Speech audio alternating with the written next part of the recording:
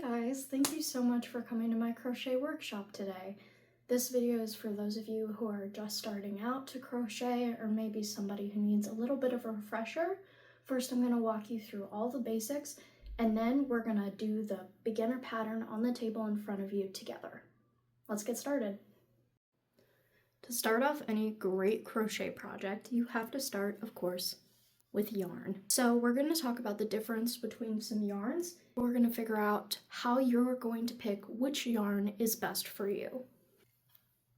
This yarn is 100% acrylic yarn. It is a not natural fiber, which means that it's going to be the most common type of yarn that you're going to find, and it's going to be the cheapest because it's cheaper to produce. Where that falls short, of course, is the texture. Sometimes it's not up to snuff and it can be a little bit rough, maybe not great for wearables. A lot of our yarn is 100% acrylic yarn. But the other half of the yarn that we have in the PRC is 100% cotton yarn. This yarn tends to be a little bit of a different texture, a little bit stiffer, so that it holds the shape much better of your stitches. It's great for things like dish rags that take a lot of wear and tear. This I would recommend. It's easy to see your stitches, but I wouldn't recommend it for beginners because it's not as easy to slide across your hook.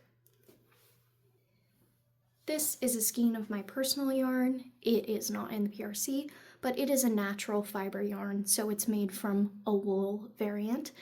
This is not anything that we have in the PRC, and I wouldn't recommend for beginners as it can fray really easily and it tends to be a little bit more difficult to work with because the stitches aren't quite as visible.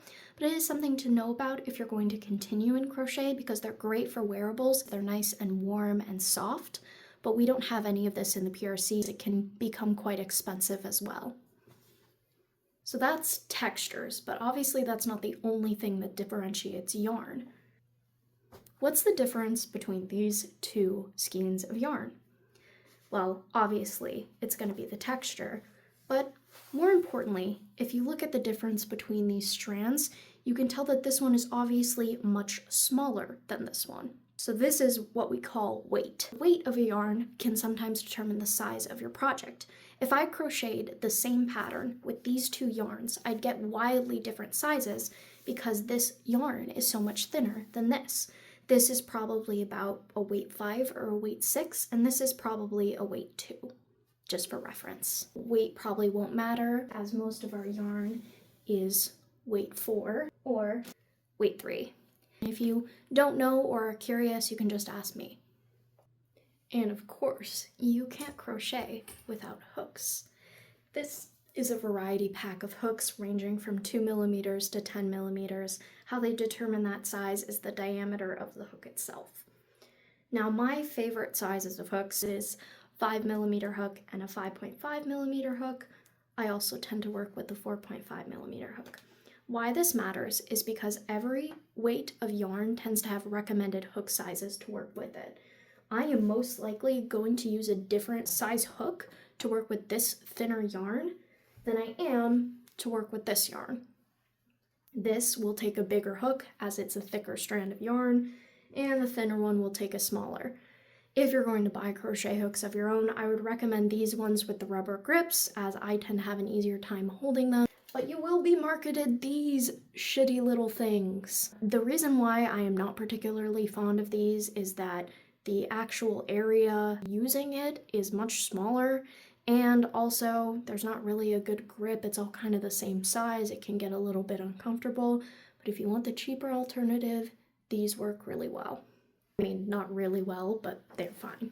For this particular project, I would either recommend a 5 millimeter hook or a 5.5 millimeter hook, and you might be using both, and I'll explain why in just a minute. Now we're going to get all up comfortable in each other's faces because I'm going to show you the anatomy of a hook, as that's very important for learning how to hold it and learning how to use it. So, as you can see here, this is the actual hooked part of it. It's also mildly tapered. This is important because the actual size of the hook, the 5.5 millimeter diameter, is in this area, not on this tapered part, on this part. That'll become important later. Here's the flat part of the grip where they intend for you to hold it, and then the rest of it is, just fun stuff. So there's two different ways that I would recommend that you hold your hook. I have a preference, of course, but it's whatever is more comfortable for you. So there's two ways. One is pencil grip, which is what I use. Pretty much you just hold your crochet hook like a pencil. This gives you a little bit more flexibility in your fingers for kind of moving your hook around, and you mostly use your wrist and your fingers to kind of do all your fancy things. I also like it because it gives me finger action down here to be able to do things with my pointer finger and these two ones that help hold things and stabilize things, which you'll see me do a lot during this tutorial. The second way to hold your hook is called knife grip, and as you can see, I'm holding it like a dinner knife. This works for people who tend to have a little bit less hand dexterity, so you'll see kids using it, older people using it, people with maybe pain in their hands. I've also seen people who have wrist injuries tend to use this grip, as it uses more of your arm and it's less strain on your wrist because you're kind of using your whole arm or your joints to get it moving. I don't like this grip, as I mentioned earlier, because I don't hold things as well. It is definitely doable, but I crochet much slower. I will still show you the way to do this pattern with this grip, but it is all up to personal preference, and for me, I prefer to use pencil grip. I am going to show you on cotton yarn that we have here at the PRC. The reason why I'm choosing cotton yarn is because it's going to make it, one, very easy for you to see my stitches, and two, because I just think it's pretty. And so today we're going to be making a square coaster. So it's just going to be a nice little square, and it's going to be hopefully pretty easy to follow. But I'll walk you through every step of the way, and if this video is not enough for you, then you can just ask me. I'll be there to help guide my crochet brethren. Once you've picked out a yarn that you like, then you pick out the hook to go with that yarn. For this one, it's a pretty basic weight 3, weight 4, and I'm going to use my favorite hook, which is a 5mm for this project. The most common issue that I see when beginners start to crochet is they crochet way too tight. You make those stitches way too tight, you have a lot of trouble working, and it becomes really, really difficult to see your stitches because they're so eeny weeny. So what I would recommend is that you're going to start one hook size bigger than what you're going to use on the rest of the project. So if I'm going to use a 5mm hook for this project, I'm going to start my foundation with a 5.5mm. So now that you've picked out your yarn and your hook size, again, if you're not sure which ones to pick, just ask me. You can start a crochet project two ways. You can start with one, a slip knot, or two, you can start with a magic circle. So we're going to start with a slip knot. Slip knots are different from normal knots because they're very adjustable. So they're great for crochet projects because you can kind of tighten or loosen that beginning piece. So this is the anatomy of the yarn. This end here, this wiggly little end, is called your tail, and this end is called your working end because it's attached to your yarn. How we make a slip knot is we are going to cross our tail over our working end so that it makes a beautiful little loop, and then we're going to kind of pull our tail up through our loop and kind of stick our finger in there and get ourselves a little bit of a loop. See that? So now if I put my hook through there, this knot is adjustable to kind of tighten around my hook. I'm going to show you again, very slowly. You go. I like to put my finger in here to kind of keep the loop while I twist. I'll hold the knot there so that it stays as this loop. I'm gonna push it kind of up through and pull that knot tight. If you need help, I will gladly do a slip knot for you. I'm right there in the PRC. Our yarn is in a slip knot. We have our hook sitting here on the table, and we're like, what do we do next? In your dominant hand, you're going to be holding your crochet hook in whatever grip you prefer. I prefer knife grip, but it's kind of up to your personal preference. But the other hand is the hand that is very important because it controls tension. Now, this is the part that beginners tend to get really frustrated with, is tension, because there's a lot of finger things going on. It's really hard to figure out how tight to hold your yarn, how loose to hold it without dropping it. So I'm going to show you the way that works for me, but if you find another way that's more comfortable, that gets you the result easier, absolutely use that way of holding your yarn. We are going to slip this on our hook and kind of tighten it to this part of your hook, not the tapered part, this main body of your hook, because remember, that's the part of the hook that's actually the right size. Then we're going to take the working end and I'm going to show you how to hold it. You can even just place that to the side. The important thing about holding your yarn is being able to hold tension. So I like to hold my yarn like this. Now the reason why is that I can either hold tension with these two fingers down here, or I can use these two fingers here. So I've just done a simple little thing here to kind of explain to you why I hold it like this. By the way, I wrap this back around my pointer finger. Is I can also like tuck it into my hand here and hold tension like that too. So I have 3 different ways to hold tension. I can like push my finger up through there and keep that tight. I can hold tension here and I can do it here. And I can also keep it all really loose and have the yarn coming through. It's really just like a matter of feeling. You get more used to tension as you keep crocheting. This is how I hold my yarn. I would recommend this because I can also, the particular reason why I like it is because I can kind of guide the yarn with my pointer finger. So let's say I'm doing like a double crochet.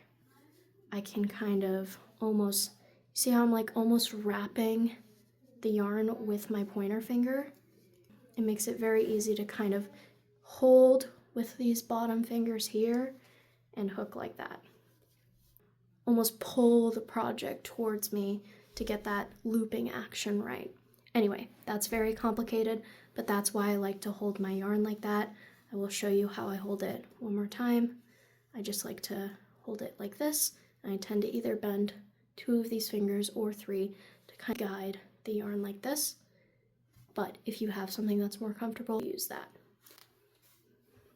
What we have is our hook in one of our 2 grips, our slip knot on the table, and knowledge of how we can hold our yarn. So what we're going to do to start this off, we're finally beginning.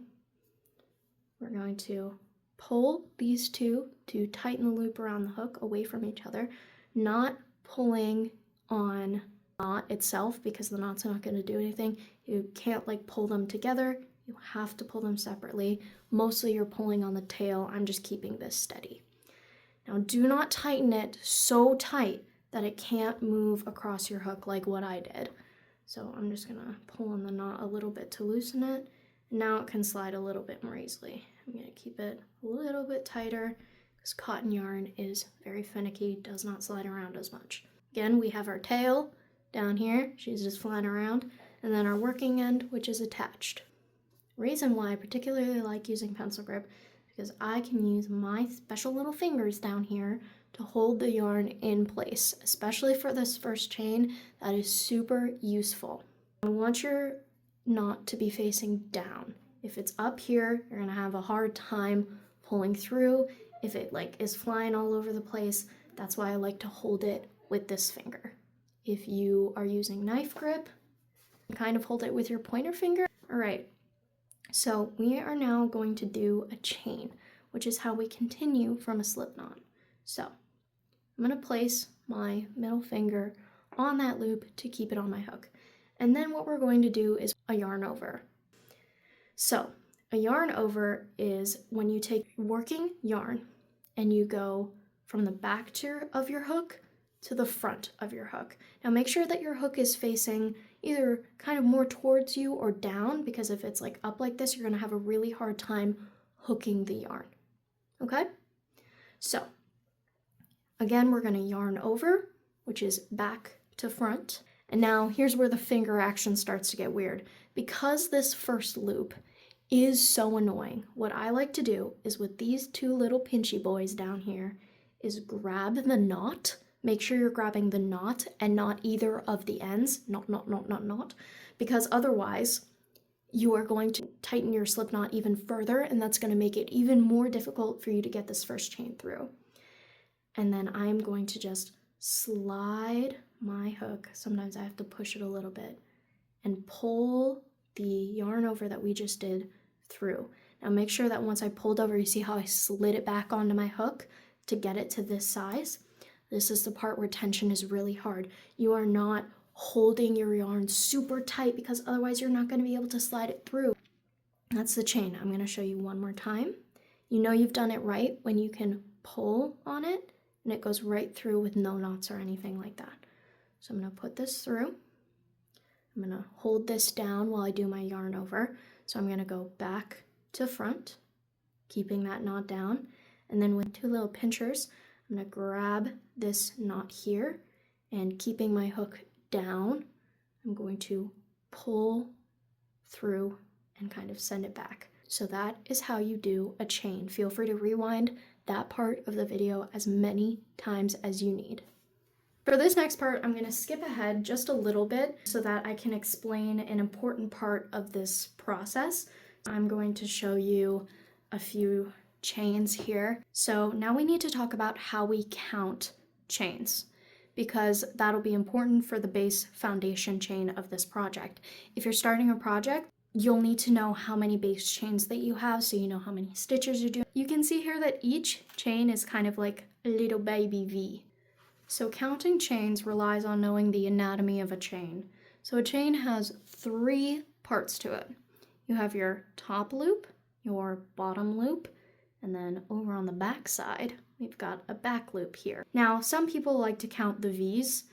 With some yarns, that can be really frustrating because it's not nearly as visible. If we look at this one, it's a lot harder to see each individual V, especially when you're counting for like hundreds of chains.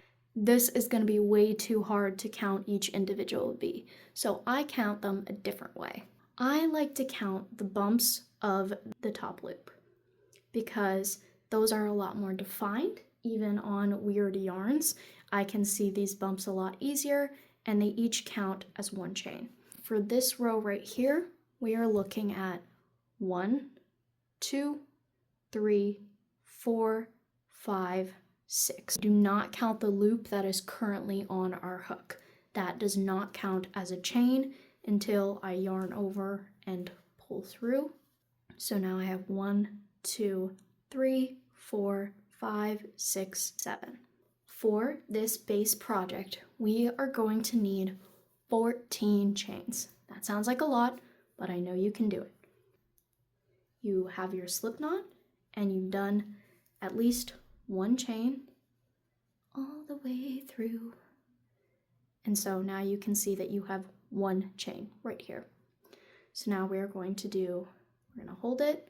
I also, when I start to get to my second chain, I will take these 2 fingers and kind of pull this down just a little bit to keep it kind of upright so it doesn't go flying around all over the place. Just like that. Or if it's a little bit annoying, you can also hold it as you go and kind of guide it through like that. For those of you using knife grip, I will practice with you of using some knife grip. I still hold it down like this. I yarn over, and I will even grab the knot here as to not make it tighter, and kind of pull through like that. Yarn over, and pull through like that. Try not to twist your chain.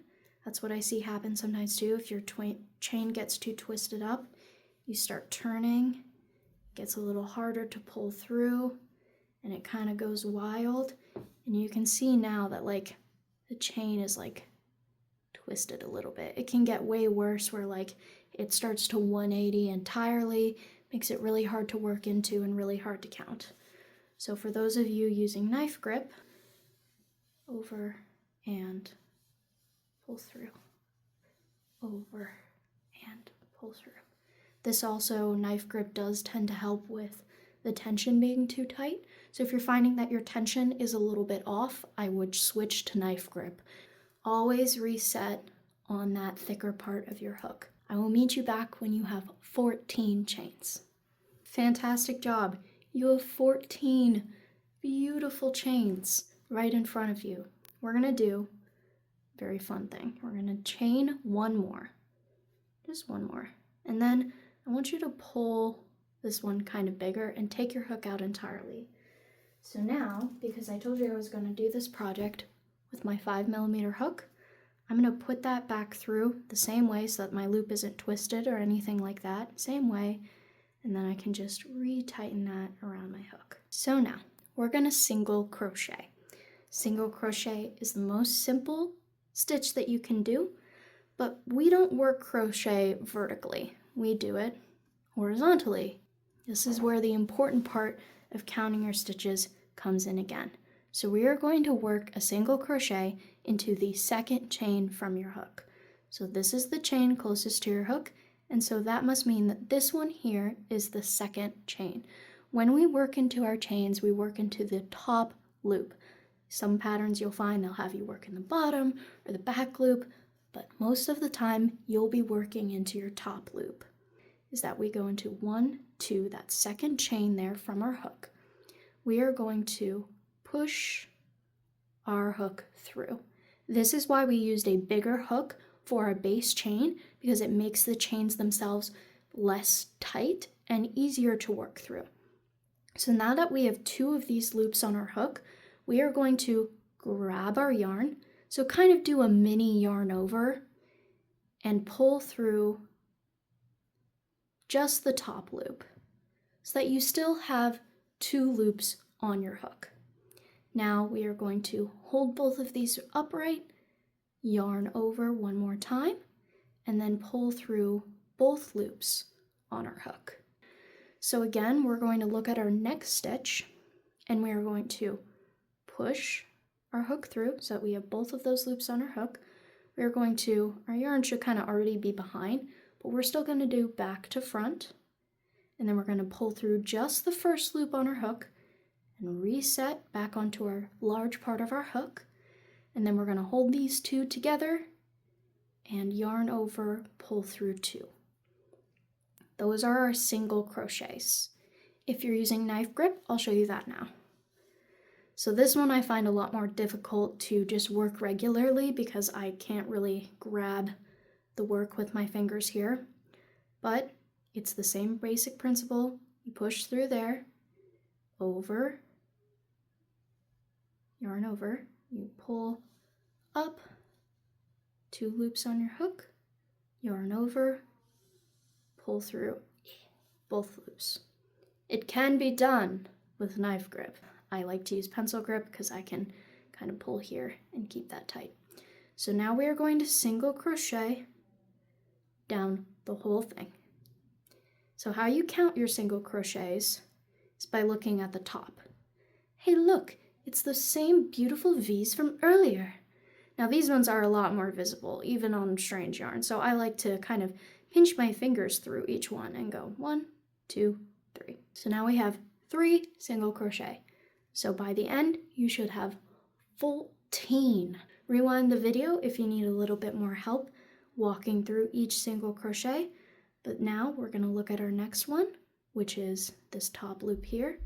We're going to push through, yarn over, pull up a loop, yarn over again, pull through both. Beautiful. Wow, pretty.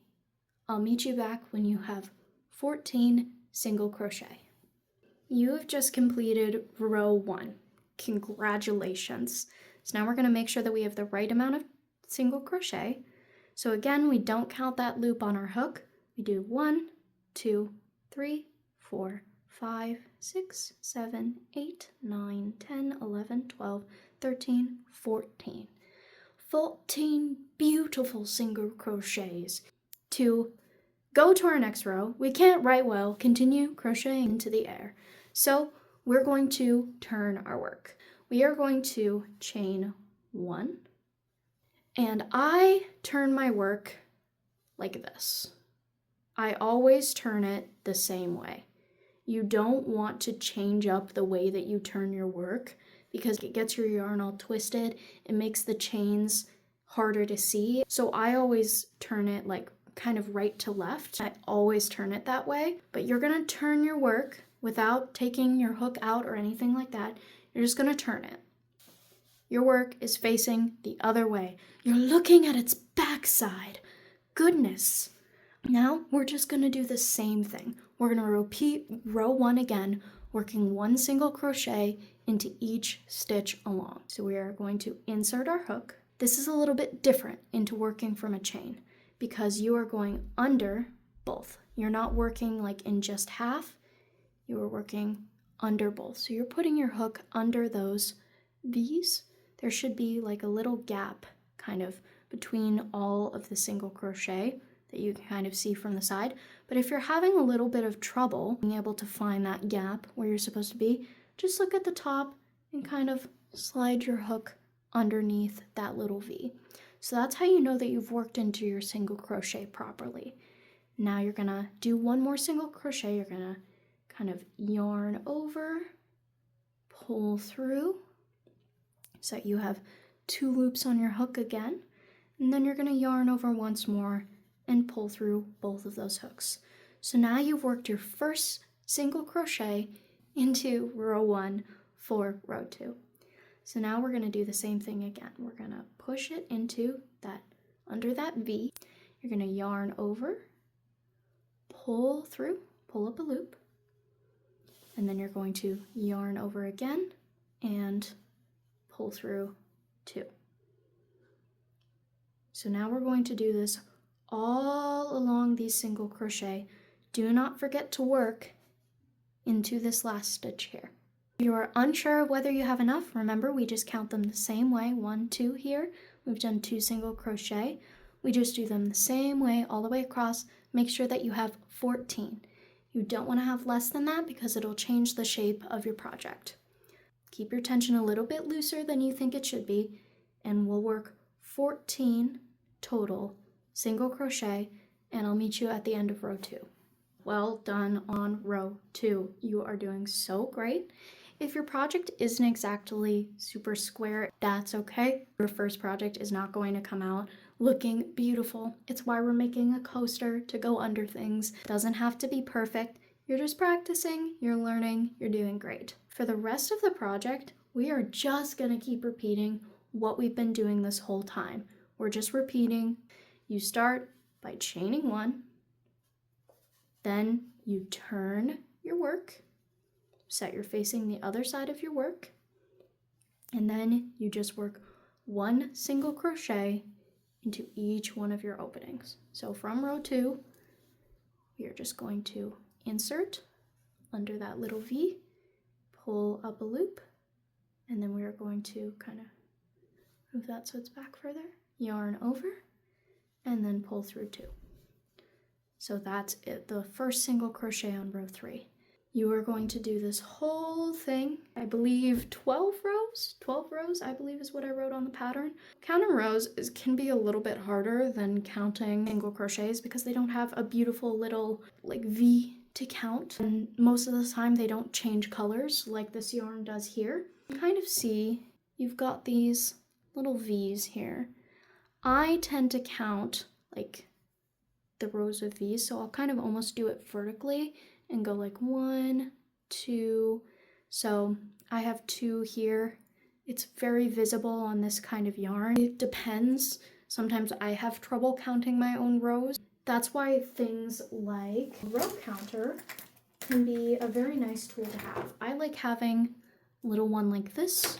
I've seen a million different kinds of row counters, but this one is really nice because I have to physically pick it up after every row and kind of twist it. But it means that I am like implanting the memory of every row into my brain. One of these is really great. Tally marks on a sheet of paper. After you've finished each row, you just add a tally and you're like, okay, I've completed 2 rows.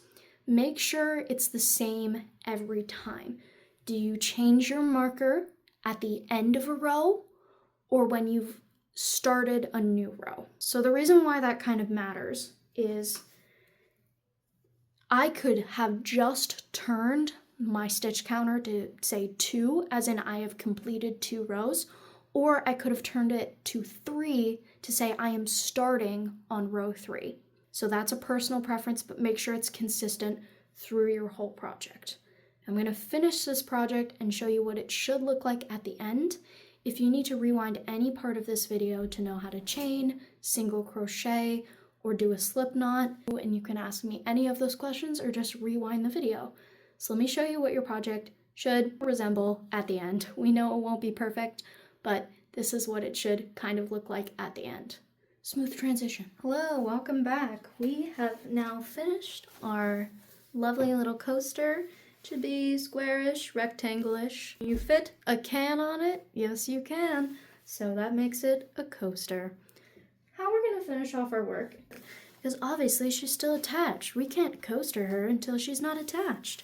So now you are going to yarn over one more time and chain once more.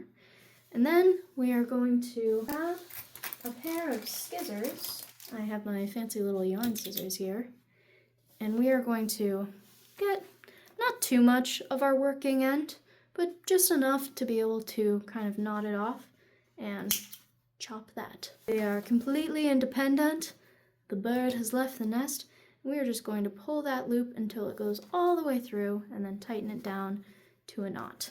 I like to just insert into that top loop there and kind of knot it off one more time just to make sure that it's really secure, because you don't want it coming undone and then having your whole project kind of fall apart. So really hold that knot, tighten it down, and that is not coming off. I'm actually going to go down to the bottom one here. I'm going to do the same thing where I knot it. But these ends, they're so icky. We don't want those here. How we're going to fix these? We're going to weave in these ends. You're going to grab a lovely little tapestry needle. Sometimes it can be kind of hard to get this end loop through here, but with trial and error, it can be done. Sometimes your yarn comes undone, like mine just did. If you're really struggling to get this through, just ask me for help, but you're going to insert this into our tapestry needle, our end here. Oh my goodness, got it. Okay. Now don't knot it. So what I'm going to do here, I'm just going to kind of find these little areas here, the kind of feet of the chain. I'm just going to weave through some of these, stick my needle through. Now if your needle is having trouble getting through like mine is, you can pick up a smaller needle, but this one's also plastic. So then I'll just push it all the way through and pull my yarn all the way through. So I'll probably go through 2 or 3 of those stitches, possibly more, if I, am worried that it's going to get a lot of wear. But I would only do a couple at a time just to make sure that you don't, lose your yarn, like the end of your yarn and all the mess, because that would be, it's really annoying to get back on your needle. Just do like 2 or 3 stitches at a time where you've like gone into those feet. Once you've done a few of those, you can't really weave in the whole thing. So once you've got it in to a point where you're comfortable, don't pull it way too tight, because otherwise you're going to bend it like that. But just so that it's like kind of where it would rest naturally, then you're just going to take any excess, chop that. And then you've got like a little tuft here. You can kind of pull on it a little bit and it'll hide away. Where is the end? You can't see it. So now you're just going to do the same thing with the other one. You'll slip that bad boy onto your tapestry needle. Oh goodness. It's always a struggle. It never stops being a struggle. And, you can pick either side, do it on the front or the back. I normally like to flip it so I can like see those 2 loops there properly. And you see, I didn't quite give enough tail on this end because I'm struggling to be able to fit my needle. So you'd rather have more tail than, not enough tail, because otherwise you're going to have trouble weaving in your ends. And trust me, you want to weave in your ends. Is it painful? Yes. But do you have to do it very often? Also yes. So just get a couple of those through. and just through. Raging. Okay. And then, now that it's through, I can kind of reset it a little bit and give her a nice chop. And there you go. You are left with a beautiful square-ish coaster. You might be curved a little bit. If your base chain is curving, it's because it's way too tight. So sometimes you'll see it where it's like kind of curved and tight like this, and it's causing your stuff to like kind of curve inwards, like it'll be curved like this. I will gladly help you like with that. But that is how you crochet your very own coaster. Beautiful. Thank you so much for coming today, y'all. I had a wonderful time crocheting with all of you. Good luck, happy crocheting,